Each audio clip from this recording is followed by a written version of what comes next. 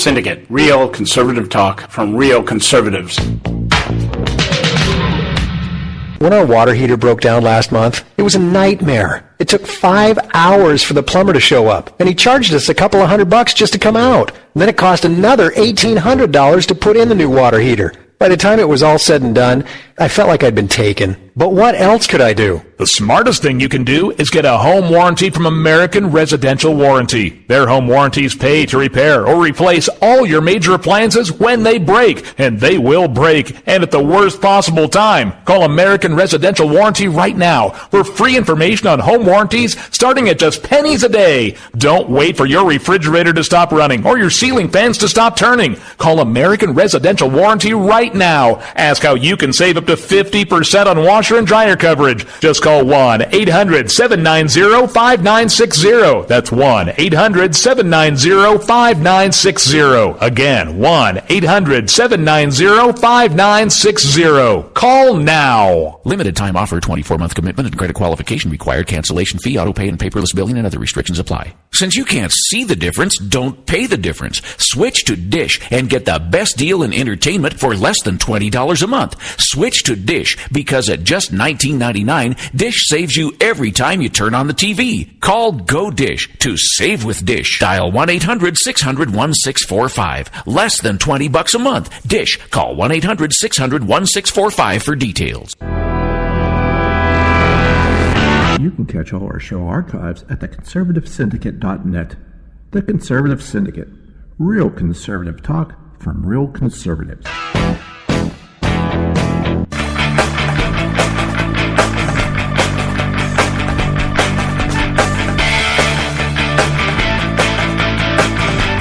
Hey, welcome back, folks. Joe Hakos here at the Conservative Syndicate. Welcome again back to the show. Again, just like we just told you, you can catch all the archives of the show at theconservativesyndicate.net. You can catch them all there. The archive for this show will be up probably about an hour after the show, depending on how hard the computer's working tonight, and if I can keep it up and running. I know the mice inside of it are probably getting pretty tired right now, but I think it'll be about an hour, so we'll have it up then, so you can catch it there. That way, you can download it. And you can share it with some friends, and you can share it with some friends that don't agree with you. That's always even more fun when you do that. If we can get some thought-provoking, provocation again. If we can do that, that makes it all the better for us. And that's really what we want to do here. We want to engage with you and make sure that we at least to get a dialogue going. It's because you don't have to agree with us. You just have to at least listen. Maybe you'll get something, maybe you won't, but that's okay. That's why we're here. Hey, I don't know if you all realize it, but Loretta Lynch, the Attorney General of the United States, went into she made a visit to Baltimore yesterday. Yes, she did, and it just so happens that she did, and just what happens the next day? Wow. It's amazing how that worked out. The very next day, the mayor of Baltimore calls for a federal investigation into her own police department. Yay! It's her police department. She wants the feds to investigate them. Oh, yes. Isn't it awesome?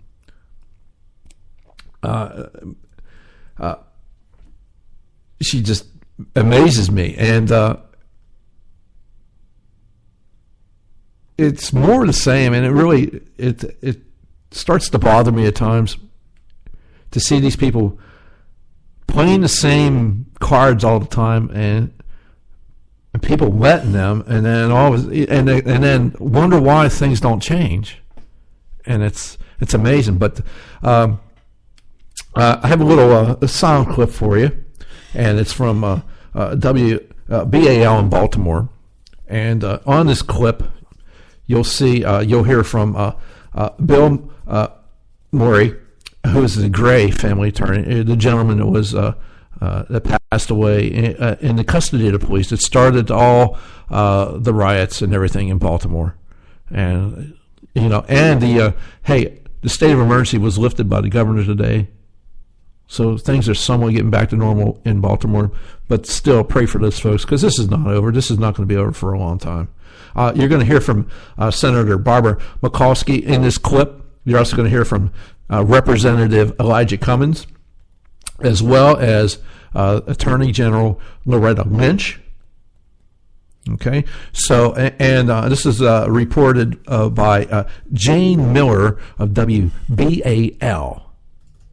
Attorney General Loretta Lynch's visit to Baltimore. Yeah, tonight, 11 News I-Team reporter David Collins has much more on federal civil rights investigations and what to expect from the one being conducted on the Freddie Gray case. But we begin with lead investigative reporter Jane Miller, live downtown with more on the Attorney General's visit. Jane. Well, Stan, the Attorney General met with college students. She met with Freddie Gray's family. She met with police officers themselves. The focus is both the Freddie Gray case individually, of the federal focus of all the federal involvement at this point, is both the case individually as well as the broader issues and the broader questions of how the police department in Baltimore polices in communities. At City Police Headquarters, U.S. Attorney General Loretta Lynch met with the rank and file, praising them for their work trying to keep the peace and acknowledging the difficulty of their job. You basically take a city that has suffered 100 years of poverty and despair and hopelessness, and then we say to the police, now go out and take care of that for me on an 8-hour shift. And it's hard. The Justice Department is conducting both a federal criminal civil rights investigation of Freddie Gray's death and an administrative review of the police department's conduct and practices, very much the broader issue of the day. I have watched the police of this city, and I know that there are difficulties. I know that we have struggles, and we are here to help you work through those struggles in the way that will hopefully be the best and most productive way for this department. Earlier, Lynch met with Freddie Gray's family and lawyer Billy Murphy. We must change the culture of policing, not only in Baltimore, the state, but across the country, because that is as much a problem as any other. Policing reforms were at the top of the agenda at meetings between Lynch and faith leaders and elected officials.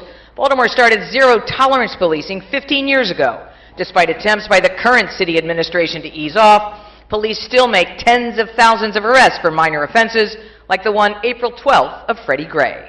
But nationwide, there became an obsession with statistics. And this obsession with statistics resulted in more stoppings, more arrests, more confrontation between the police and the community.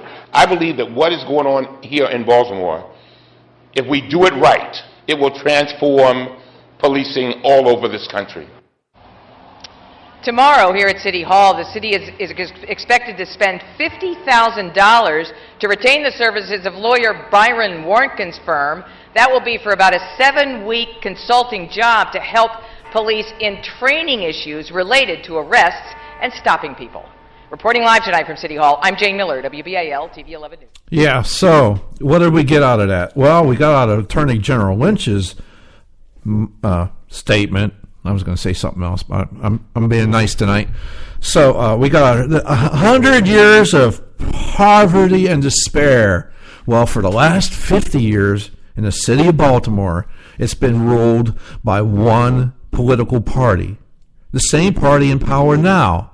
The same party that is calling for an investigation into how Baltimore's police department is just abusing its citizens. Let's say, really? That's what they're doing? I'll get into that here in a minute when we talk about it, because, you know, the Honorable General Lynch got a letter from the Baltimore mayor, and it's quite a piece of work, to be quite honest with you. Stephanie Rollins. Yes, just Blake. Yes, just wow. Sometimes it just you got to be kidding me. Anyhow, yes. So 100 years of poverty and despair. Thank you, Loretta. And I gotta, after the next break, I think I have another thing to cover that. This poverty and despair, this grievances and etc. that we have to keep hearing about. But Bill Murphy talked about, can you believe now? I want to be this firm that's doing the consultant. They're going to get $50K for retraining purposes for 7 weeks. Very good. And Senator Barbara Mikulski was out there, and she was kept talking about, we were worried about statistics and everything. We had to show that we had this and that, and we had to prove it. We had to do all that bean counting you were talking about, Senator. Every police force in America, if you didn't show what you needed, you weren't going to get money. So it was all about the almighty dollar, what the federal government was going to bring to them, which brings me to the mayor's letter to the Attorney General Lynch. And she wrote this, and that would have been today. She sent this off, a day after the visit. Go figure, how coincidental. Yes.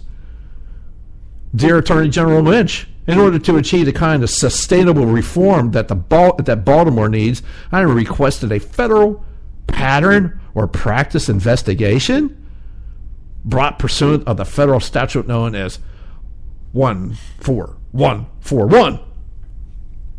Okay, whatever.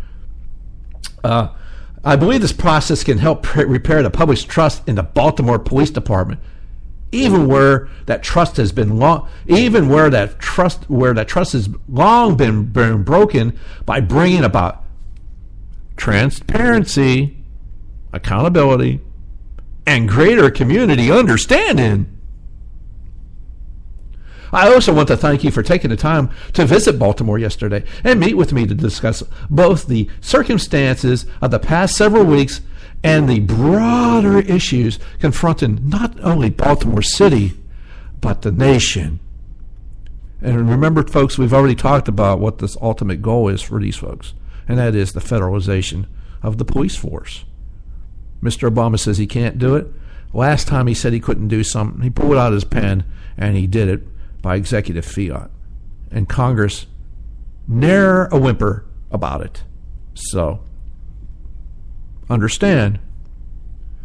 I left our conversation believing that you are truly committed to reforming police practices wherever they might be in need of repair, and I hope that you appreciate the depth of my commitment as well. In the past several years, I have taken a number of steps to change the culture and practices of the Baltimore Police Department, and I have worked with Commissioner Anthony Betts to build greater trust between police and the community. And remember the statistics that the senator was talking about? Okay. To date, our efforts have included a development of a 2013 strategic plan to fix the Baltimore Police Department, commonly known as the Wasserman Report. The plan detailed steps the police department would undertake to reduce crime, improve services, increase efficiency, redouble community engagement, and maintain the highest standards of accountability and ethical integrity. Yeah, okay. They've also dismantled the police unit known as the Violent Crimes Impact Section, which had been target of repeated citizen complaints for harassment and use of force. They have also held series of public safety town halls across each of Baltimore's 9 police districts, started in March of last year, 2014. Commissioner Batts and the mayor solicited community input that was then incorporated into police department changes and reforms. These reforms included new ethics and situational training aimed at helping our police officers improve the quality of interactions with citizens. So when you come up to a person, you look at them eye to eye, and the person starts to run. I don't know if they're going to go into that. I don't know if any of that $50,000 in the next 7 weeks is going to go into that situation. I don't know if that's going to happen or not. But maybe it will. Recruitment of the Department of Justice COPS program in October 14 to come to Baltimore and launch a collaborative process. There's those words again. They should frighten you. To further enhance reforms. The COPS process. Oh, what is the COPS program? We should probably mention that a little bit. The COPS program. The the office is community-oriented policing services. That's